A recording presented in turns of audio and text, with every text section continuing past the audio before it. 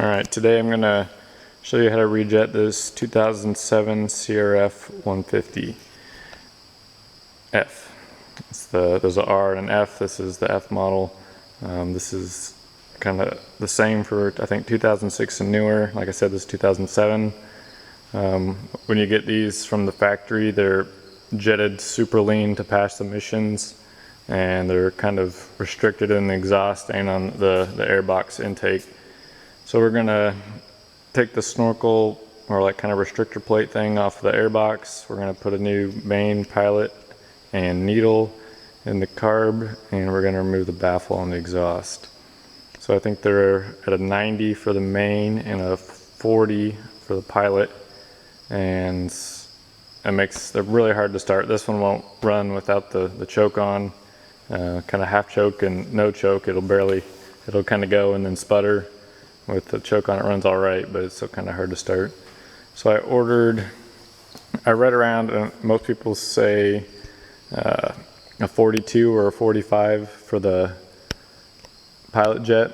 I went with a 42, and then for the main jet, I got a 112 here and a 110. So normally I see between 110 and 115. And then I also got the 2003 to 2005 models. They have the needle has multiple clip positions, I think 4, but the 2006 and newer ones only have 2. So I got the needle with the 4 clips on it. I think it might have 5. Yeah, it does have 5, but you put it in the 4th position. So I got that. I think that was $16 or $18. The pilot jets were like $6, and the main jet was I think around $6 too.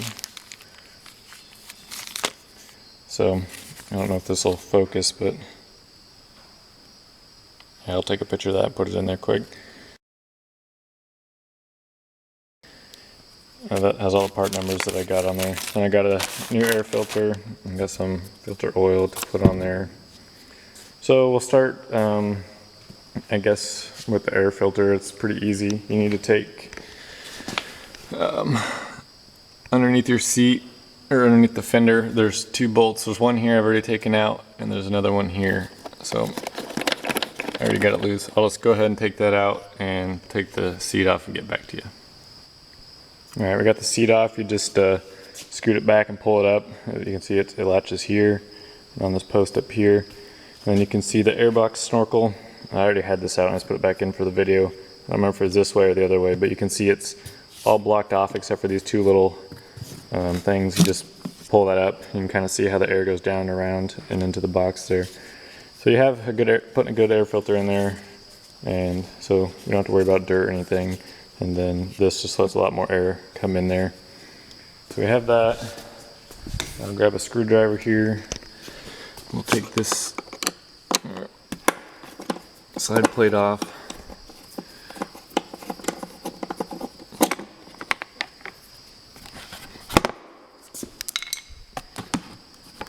And there's 2 posts that just kind of go into rubber grommets, or that one there, and then this one here. And then you got, looks like 5 screws around the airbox cover, so I'll take that off quick and then get back to you. And we got the airbox cover off. All 5 screws are the same, so you don't have to worry about keeping those in any kind of order. So you can see this is a pretty old air filter. It looks like it's starting to fall apart. There's a little piece of foam and some grass in there. So you just push this clip in and then flip that one out of the way, and it should just lift up off of there. So you want to clean out some of the dirt and crap that's in there, and then you'll just take this old piece of foam off and save that frame there. But before we put the new one on, a couple other filters I think you can buy are pre-oiled. This is not. I don't think most of them are. So I'll just spray that down good and then kind of work it in to the foam so that it's oiled well and can catch the dirt. Okay, I got the new air filter oiled and stuck onto the frame there. You can see the old one was pretty bad and starting to fall apart there. So this one came with this little grommet already on there. and holes for those little posts. When you're putting it on there, just make sure your frame is clean and you get it well oiled. You don't need, dripping oil, but cover everything and work it into there with your hands. And then be careful putting it back on. Don't tear it. There's some stretch and stuff in the filter, but you don't want to tear it when you're putting it back on. So I'll stick that on there and then we'll keep on moving. Alright, there's a new filter installed. Those posts do fit into little holes on kind of the opposite top corner and then this bottom front corner. And you want to make sure you get plenty of oil on the inside edge that seals up against the box, or you can also use kind of a thicker grease and rub a layer of that around there so it seals and doesn't let any dirt in around the sides. Then when you get it installed, kind of make sure you work it all the way around the outside so it's sealed good. Okay, I got the seat back on, the side cover back on, and the bolts back in the seat.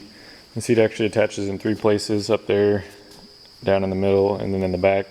It's easiest to kind of start the front one and then make sure you get the bottom middle one. And this little latch still scoot down in there, so it's just kind of a down and forward thing. And then you got your 2 bolts back in there, and for me it's easier to just put one in and then get the other one in before I tighten them down. This left one for me is kind of hard to get lined up, so if you leave them loose it's a little easier. Now we'll work on taking the exhaust baffle out. You don't need to mess with those screws holding the baffle in. I already got it out as one little Torx screw. I think it's a T25. So there's a screw down here in the bottom. You just take that out, and then this one was a little stuck in, so I just took a flathead screwdriver and just slightly kind of pry it around. It's kind of soft metal, so don't do it too much. Just do a little bit, all the way around, and then it should kind of pop loose. And the easiest way to get it out, if you can't just pull, well, this one I can just pull out, but I'll show you how I got it out to start with. Just start it up.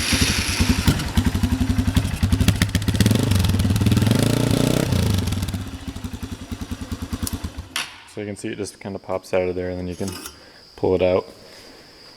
And that's all there is to that. Okay, we'll start on the carburetor here. To start, you want to take this screw out, holding the boot on from the airbox to the carburetor. And then there's, you can take it off here and here, but for me I couldn't get an Allen wrench on there easy.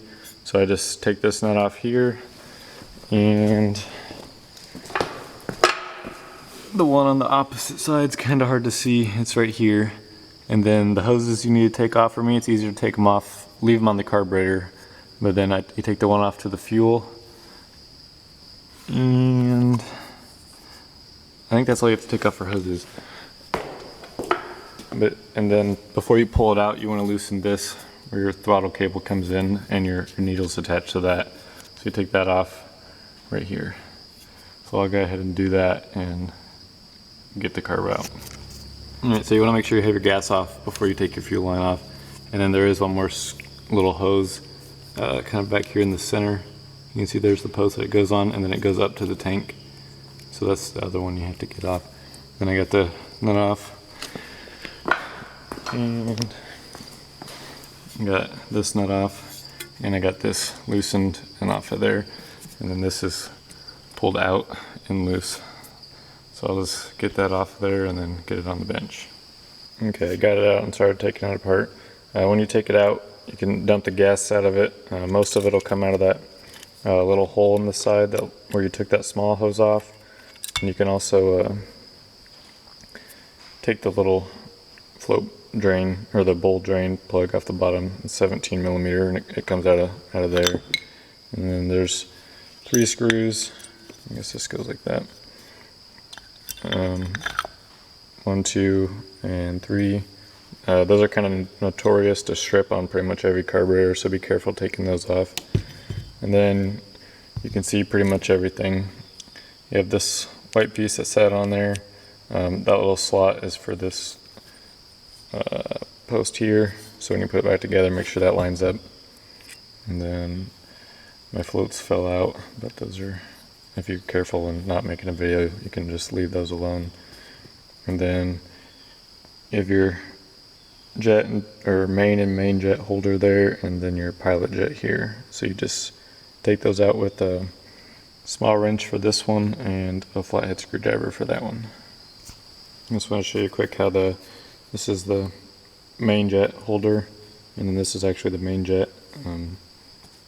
This is the old one I took out, and I'm going to put this, I'm starting with the 112, so you just use a little wrench on that, and that goes in there, and then you wrench it back into the hole where it came out of.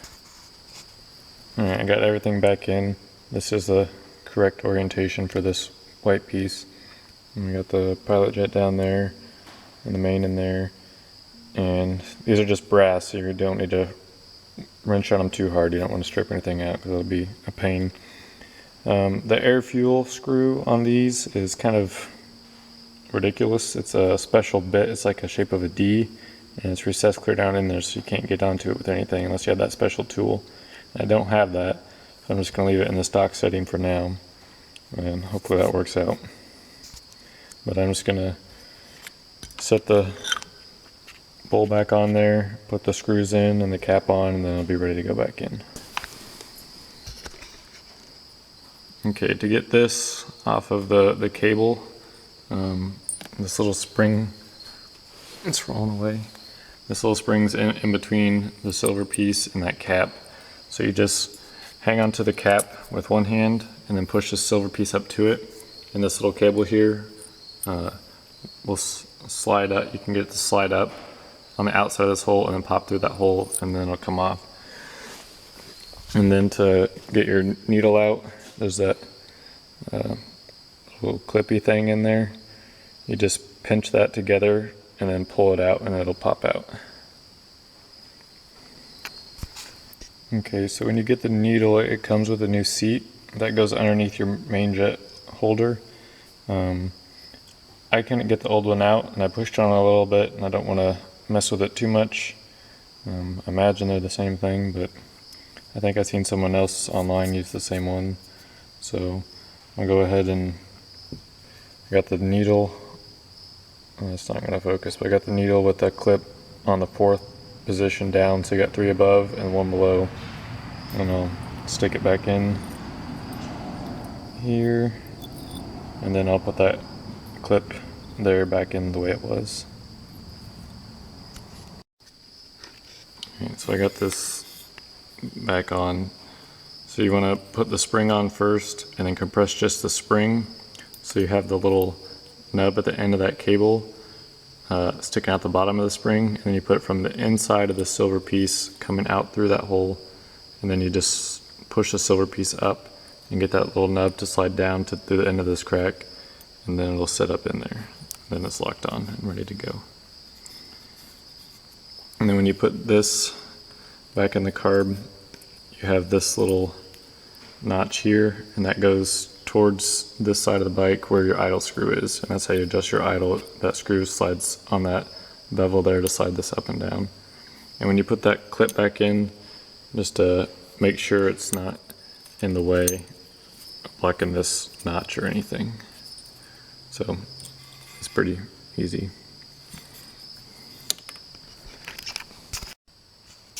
Alright, so I got everything back in. So you want to make sure you get this back in with that. It'll only go in correctly one way with that slot towards this idle screw, and then get that snug. You don't need to rage tighten it. Then you have your nut here and on the other side, and then you have your boot for your air, and then the little clamp there. On the other side, you got your hose right there, that small hose. You put that back on and put your fuel hose back on, and then that little drain hose that went down, it goes between the engine and the front of the swing arm, and then it comes out just behind your chain. There's a little guard there, and it comes on the back side of that black piece of plastic right there. And that's about all there is to it. I already started it up and it seems to run good. There's a little bit of hesitation from idle to full, like when you give it gas. I imagine that just needs a fuel screw backed out some, but I don't have the tool for that right now, so probably have to order a special tool to do that. So I'll give it a ride and see how it runs, and definitely sounds better with that exhaust baffle taken out of the exhaust there. So I know it's not the best video. I'm trying to do this on my own without a cameraman, but hopefully it helps. So I just took it on a ride for 10 or 15 minutes, and it's definitely noticeable improvement over what it was. It does, I mean, if you have at idle and you crack the throttle, it has a little bit of bog, but when I'm riding it, I don't notice it because you never really let it get all the way down to idle. So I might try to get the tool to adjust that air fuel screw, but right now it's definitely an improvement.